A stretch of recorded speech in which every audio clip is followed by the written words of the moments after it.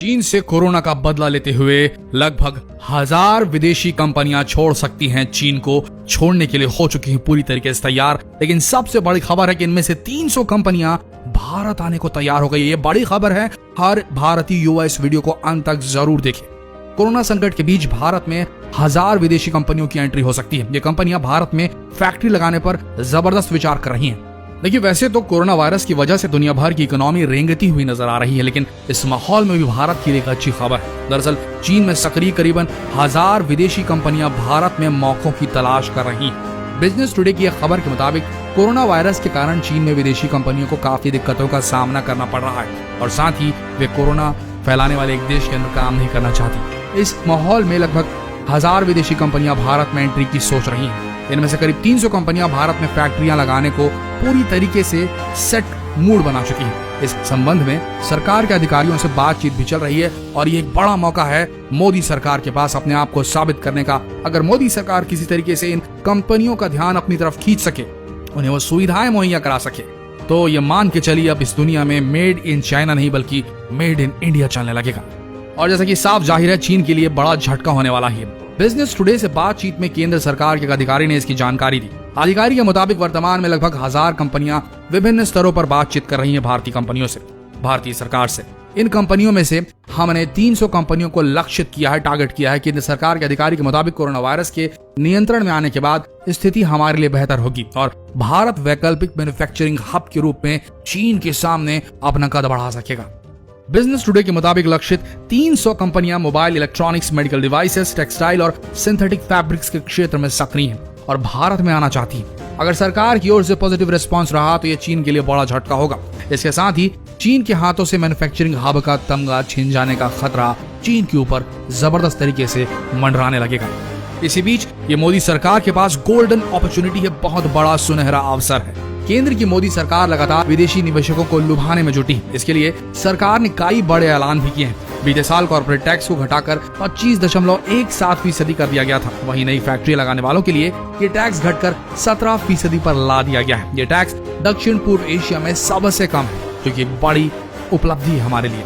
सरकार ने minimum alternate tax यानी कि MAT में राहत दी है। कंपनियों को अब 18.5% की बजाय 15% की दर से मैट देना होगा।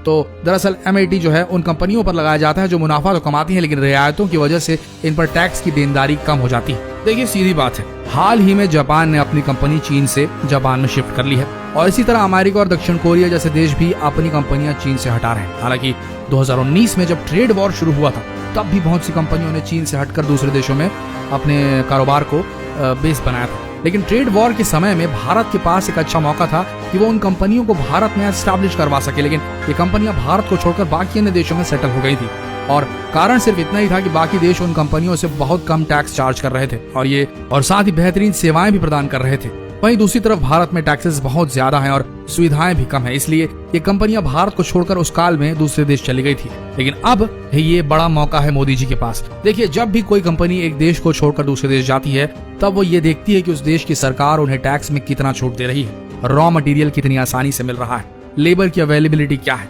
और उस देश का मार्केट एरिया कितना बड़ा है। और आज की तारीख में हमारा भारत इन सब पायदानों में खरा उतरता है। लेकिन यहाँ की सरकार अगर इन कंपनियों को आगे बढ़कर इन्हें हमारे देश में आमंत्रित करती है, टैक्सेस में छूट देती है, सुविधाएं प्रदान करती है, तो जाहिर सी बात है कि कंपनियां भारत में आएंगी और देश की तरक्की में मददगार साबित होंगी। इन कंपनियों के आने से लोगों को काम मिलेगा, तकनीकी विकास होगा, लोगों की परचेसिंग पावर बढ़ेगी और बहुत कुछ ऐसा होगा जो इस देश की अर्थव्यवस्था को बहुत मजबूत बना देगा। भारत के पास इस समय एक प्लस पॉइंट ये है कि भारत की यंग जनरेशन जो कि यहाँ की मेन पॉपुलेशन का हिस्सा है और 2021 की जनगणना में हमारा भारत शायद पहले स्थान पर आ जाए जनगणना में। और जो भी कंपनी भारत में आएगी उसे एक बहुत बड़ा मार्केट यहाँ मिलने वाला है। सिर्फ सोच के देखिए, प्रोडक्ट्स में मेड इन चाइना की जगह अगर मेड इन इंडिया लिखा रहेगा तो प्रोडक्ट की वैल्यू कितनी बढ़ जाएगी और दूसरे देश भी कितनी सहर्ष तरीके से इन प्रोडक्ट्स को खरीदना चाहेंगे और हमारे देशवासी भी किस तरीके से खरीदेंगे। तो ये बड़ा मौका है मोदी जी के पास, मोदी सरकार के पास और भारत के पास। अगर इस मौके को भुना सकी हमारी सरकार तो मान के चलिए भारत लंबी ऊंची छलांग मारने को तैयार है कोरोना से निपटने के बाद। तो जितना हो सके इस खबर को फैलाइए फेसबुक पर, व्हाट्सएप पर, क्योंकि इस कोरोना की इस नेगेटिव वाइब वाली जो समय चल रहा है उस बीच में कुछ एक पॉजिटिव खबर होनी चाहिए थी। ये बहुत बड़ी पॉजिटिव खबर है देश के लिए, इसे जितना हो सके फैलाइए। जो हमारा युवा जनरेशन है, जो यूथ है, जो अभी एकदम पूरी तरीके से लेट डाउन करके बैठा हुआ है, उससे थोड़ी राहत मिलेगी। मिलते हैं अगले लेटेस्ट अपडेट के साथ, तब तक के लिए आप सबका इस वीडियो के अंत तक बने रहने के लिए दिल से धन्यवाद।